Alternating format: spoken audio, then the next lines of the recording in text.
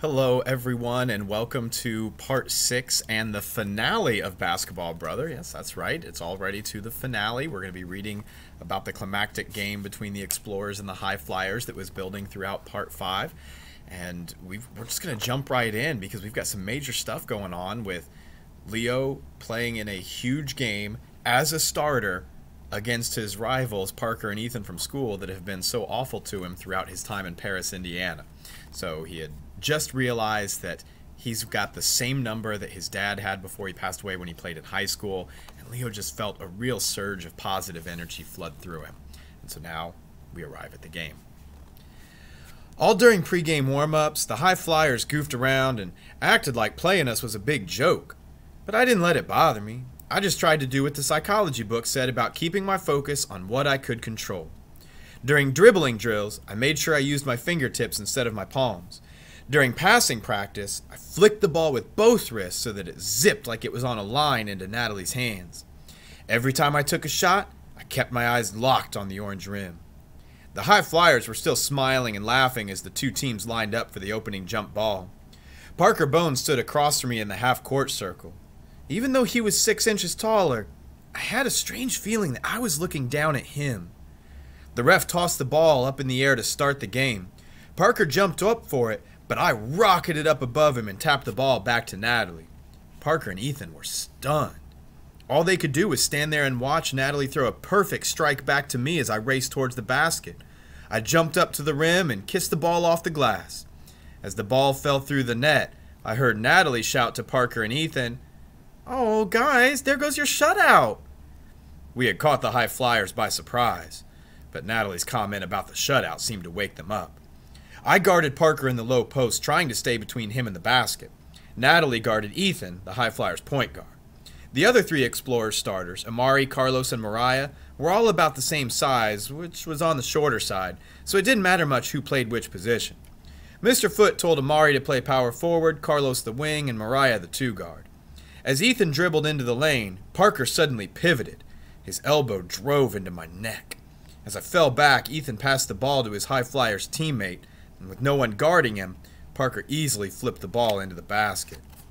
Natalie reached out her hand to help me up, but Ethan suddenly ran between us, nearly knocking Natalie down. Parker nodded grimly and gave Ethan a high five as they retreated to the defensive end. On our next trip down the court, Natalie threw a beautiful no-look pass to Carlos under the basket, but Carlos bobbled it and the ball bounced out of bounds. The High Flyers responded with a give and go with their power forward and wing. Amari and Mariah just looked at each other as the power forward scored.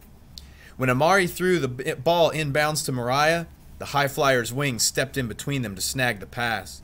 His layup made the score 6-2. Natalie blew past Ethan on a nifty dribble drive, but Carlos again dropped her pass. Parker picked up the loose ball and heaved a pass to Ethan for an easy layup. The High Flyer 2 guard stole the ball from Mariah when she picked up her dribble. He drove to the basket and dished to Ethan for another layup. The scoreboard blinked 10-2. The High Flyers had scored 10 straight points in a minute and a half. I looked over at our bench. I figured Mr. Foote would signal for a timeout, but he didn't. I guess he was just used to this sort of thing happening to the Explorers. As Natalie trotted back to get the inbounds pass, she looked at me. "Get ready. I'm going to you from now on." I ran to my spot on the side of the lane. Ethan guarded Natalie like a glove as she dribbled the ball across the mid-court line. She tried going left, but he cut her off. When she went right, Ethan was there. Seeing that Natalie was in trouble, I ran to the three-point line. Natalie passed the ball to me, and I turned to face the basket. Parker hadn't come out to guard me. I hesitated for a moment, but then heard Natalie's voice. "Take it, Leo!" I rose up and lofted a long jump shot. The ball arced high in the air, then swished through the net. "Yes!" Natalie pounded me on the back. "Let's get him!" She raced forward and knocked the ball from Ethan's hands as he took the inbounds pass. Natalie scooped it up and banked it off the glass for 2 quick points. Ethan brought the ball up court after that and lobbed it to Parker in the low post. I tried to hold my ground as Parker pushed back against me. As he swung the ball up to shoot, Amari stripped him. The ball bounced straight to Mariah. She tossed it to Natalie, who took it to the hoop. Ethan crashed into her as she shot, but the ball rolled around the rim and still went in. Natalie's free throw tied the score at 10. The rest of the quarter was like two boxers trading punches. The High Flyers 2-guard nailed a 10-foot baseline jumper. I responded with a 15-footer that hit nothing but net. Parker tipped in a missed shot to put the High Flyers back up by 2. Natalie came right back and drove the lane. When Parker moved over to block her, she dished to me for an easy 2. Ethan drained a 3 from the top of the circle. I nailed a 3 from the right corner. The first quarter ended with the score tied 17-17. Mr. Foote was smiling so broadly he looked like someone had tickled him with the world's largest feather. Leo, what's got into you? Great job, bud. I knew what had gotten into me. My dad knew too. I just smiled and gulped water. Although the score was tied, the two teams were far from even. Parker and Ethan were extremely talented, and the other 3 High Flyer starters were also solid players. But besides Natalie and me, the Explorers didn't have much firepower. Carlos, Amari, and Mariah tried their hardest, but they just didn't have many basketball skills. None of them could shoot very well, not even layups, and they couldn't dribble very well either. That's why Natalie had said she was going to me. It wasn't to be mean or selfish. It was just the only chance we had to stay in the game. The High Flyers scored the first 5 points of the second quarter after 2 Explorer turnovers. Natalie brought the ball up the court and made a slicing motion with her finger across her throat. That was a signal to me for the next play. Give and go. I moved to the top of the lane. Natalie threaded a pass to me. When Parker lunged at me, I faked a shot, but bounced the ball back to Natalie as she cut down the lane. She made a twisting layup using her left hand. The High Flyers power forward barreled past Amari to the basket, but just as he went up for the shot, I flew across the lane and swatted the ball, blocking it right to Natalie. She didn't need to give me the signal this time when she dribbled across half court. I moved out to the top of the key. Natalie hit me with a chest pass, and when Natalie cut down the lane, Parker dropped off me to guard her. So instead, I turned to face the basket and buried a jump shot in his face. Natalie and I played this game of give and go for the rest of the quarter. She scored 3 more layups and I hit 4 jumpers. The Explorers were up by 3 at the half, 35-32. It was the first time all season the Explorers had a lead at halftime, and it was the first time the High Flyers had trailed at halftime. In fact, it was actually the only time they had ever been behind in a game, period. The High Flyers had won their 7 previous games by an average margin of 28 points. We had scored more points against them in the first half than 6 of their 7 opponents had scored in the entire game. And you could tell by the mean looks on their faces that they planned on doing something about it. Their coach was shouting and scribbling frantically on a whiteboard. Mr. Foote just smiled and told us to keep on doing what we'd been doing. Unfortunately, for some reason, we didn't take his advice. Parker started sticking to me like glue on defense, so Natalie had to pass the ball to the other Explorers. Amari got called for charging when he dribbled straight into the High Flyers power forward. Then Mariah moved her pivot foot and got called for traveling. Carlos let another pass slip through his fingers and go out of bounds. The High Flyers scored after each turnover to take a 3-point lead. When Natalie did finally get the ball to me, I hurried a jump shot and clanged it off the rim. Ethan immediately hit a 3-pointer to extend the High Flyers' lead, 41-35. Even Natalie messed up. She lost control of her dribble when she was double-teamed on defense. The High Flyers 2-guard scooped it up and scored easily. 11 straight High Flyers points to start the second half, and all we had done was taken 1 miserable shot. The game was slipping away. All the parents behind the High Flyers bench were yelling their heads off. The High Flyers players started acting like they had already won. Ethan sneered as he and Parker ran down the court. Nice try, loser. Yeah, who's your daddy now? Taunted Parker. Aw, didn't you hear? Laughed Ethan. He doesn't have a daddy. I stared after them, shaking with anger. Suddenly, the picture of my dad holding the basketball flashed before my eyes. My anger was replaced with a sudden surge of strength. An incredible feeling of power filled my body. Give me the ball, I barked at Natalie as she started dribbling up court. You're going to play the point? She asked, but I didn't answer. I just took the ball and started dribbling up court at full speed. Ethan and the 2-guard moved over to double-team me at the top of the circle, but I blew between them and the 2 defenders. It ran into each other. Parker saw that I was taking it to the hoop, so he stepped out into the middle of the lane. I crossed the free throw line and leapt into the air with everything I had. Parker jumped up with arms extended to block my shot. I saw Parker's hands coming up in front of the rim to stop me, but I sailed higher, soaring above Parker. The number 33 on my chest hit him in the face. A flash of light blinded me as I jammed the ball into the basket. I landed on the baseline and blinked my eyes as I looked back up at the basket. I had dunked the ball.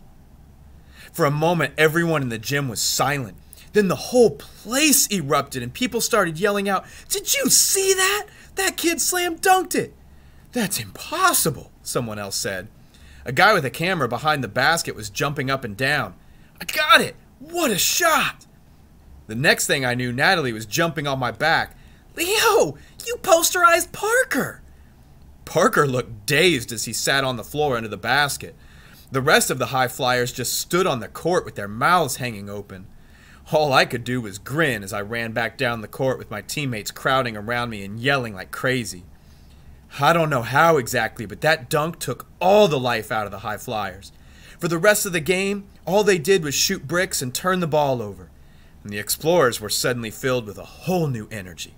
Natalie practically broke Ethan's ankles with an unworldly crossover dribble. I took the ball to the hoop again and again, scoring over flat-footed Parker, who now seemed afraid to play defense against me. When Carlos snared a no-look pass from Natalie and banked in a reverse layup, the scoreboard flashed the final score. High Flyers 51, Explorers 62. We had won. The next day at school, Parker and Ethan were real quiet for a change. It was kind of funny seeing them suffer like that. Somebody had brought the Paris News to show all the kids.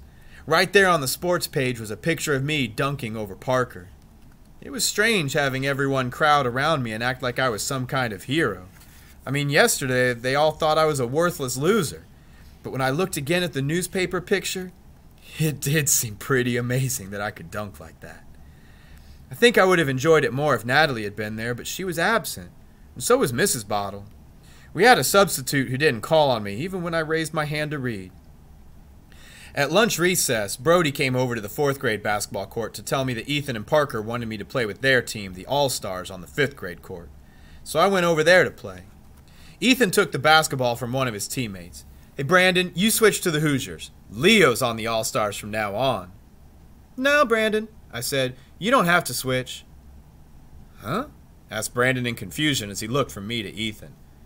"What are you talking about, Leo?" asked Parker. "I could play with the Hoosiers," I explained. "No way! We picked you!" Ethan protested. "Right, Parker?" Parker nodded. "Yeah, right." "But I didn't pick you," I replied. I walked over to the team of 5th graders standing at the other end of the court. The Hoosiers had been getting trounced day after day by the All-Stars. But they didn't lose this time. The All-Stars did. I heard one of the other Hoosiers players say, "Man, from now on the All-Stars should be called the No-Stars." When school was over, I went straight to Natalie's house. I wanted to see if she was okay, and I wanted to say hello to Shakespeare. But nobody answered the door, and I didn't hear Shakespeare barking like he usually did when he saw me through the window. So I just rode my bike home. I got quite a surprise when I got there. Mom's car was already there, and so was the Bottles' car. I left my bike out front and jumped up onto the front porch. The door was open and I could hear talking inside. Natalie was sitting on the couch, squeezed between her parents. Mom sat in a chair, and lying on the floor between them was Shakespeare. "Ah, there he is. Leo the Leaper," called Mr. Bottle. "Hello, Leo," smiled Mrs. Bottle. "Hiya, Leo," said Natalie. She looked kind of sad. Her face looked a little bit red and puffy. "Hey," I said back, still a little confused. "How was school?" Mom asked. "It was okay," I replied as I knelt down to pet Shakespeare. Everyone was still quiet, so I looked up at Mom. "What's up?" "Well, the Bottles have a little problem, and they've asked if we can help them fix it." "What problem?" I looked over at the couch. Mrs. Bottle spoke first. "We've discovered that Natalie is allergic." "Oh, that's too bad." I looked at Natalie. "What is it you're allergic to?" She didn't say anything. She just nodded in my direction. "You're allergic to me?" Mr. and Mrs. Bottle both laughed. "No, Natalie's allergic to Shakespeare," answered Mr. Bottle. "What? But that can't be," I protested. She developed a severe rash last night, so we took her to the doctor, explained Mrs. Bottle. The tests aren't back yet, but he said that since Shakespeare is the only new thing in Natalie's life, it's probably that. Isn't there like medicine or something she can take? Unfortunately, no, said Mrs. Bottle. Natalie can't be around Shakespeare, which is very difficult for Natalie, as you can imagine. Mrs. Bottle gave Natalie a kiss on her forehead. You mean you have to get rid of Shakespeare? Well, it's either Shakespeare or Natalie. Mr. Bottle chuckled as he gave Natalie a squeeze. Mom leaned toward me and put her hand on my head. Leo, the Bottles asked if we'd like to have Shakespeare. My eyes widened. What? Mom nodded. A huge grin spread across my face. I turned to the Bottles. You mean it? I can have Shakespeare? Everyone nodded and smiled. Everyone except Natalie. You sure it's okay with you, Nat? She looked like she was going to start crying, but she just looked at me and smiled. I can't think of a better home for him than with my basketball brother. Me either, I shouted. Without thinking, I buried my face in Shakespeare's thick neck fur. Then I pulled back when it hit me. Mom, no. What is it? She asked worriedly. Books. We've got to get a lot more books for me to read to Shakespeare. I think we can help with that, said Mr. Bottle. He and Natalie turned over a large box next to the couch and dumped out about 1,000,000 books. As everyone laughed, I sat there in the middle of the room with my arms around Shakespeare. And I knew he was home. And I knew I was home too. And that wraps up Basketball Brother by Bo Rush. I hope you enjoyed this story. It's not a terribly long novel, but really good stuff in this story. A lot of exciting basketball action. You get to learn a little bit about what it goes into rehabbing from a serious injury. Hopefully you never actually need to experience that. But then to me, the bigger thing here is learning that change isn't always a bad thing. You know, moving from Prairie View, Kansas to Paris, Indiana, Leo was certain he was going to hate it. Turned out okay. He was worried about the new kids in this new 5th grade class, but he's made now a lifelong friend in Natalie. He was worried about learning to read, but it's worked out. He was so afraid of dogs, but he gave Shakespeare a chance, and now Leo's so excited that Shakespeare gets to live with him. Change can be tough. Change can sometimes be scary, but it doesn't have to be a bad thing. So if you take anything from this book, don't forget, don't be afraid of change, because you never know, it might be better than what you had before. Join us for another Read Aloud next time, guys. Bye.